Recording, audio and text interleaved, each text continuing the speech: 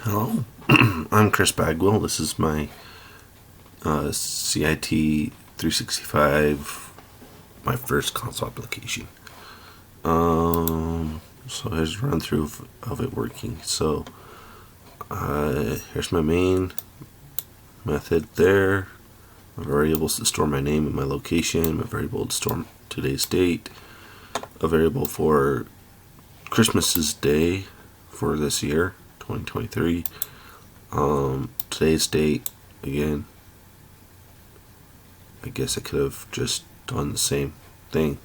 Now I realize that. Calculating that, give some space, and then I output that information. And then here's the example in the book where we get those variables and stuff. Here's it working. Bring it over. So yeah, my name is Christopher Bagwell. I'm from Clinton, Utah. Today is January 7th, 2023, which leaves that there's 351 days till Christmas. Christmas was kind of recently, so.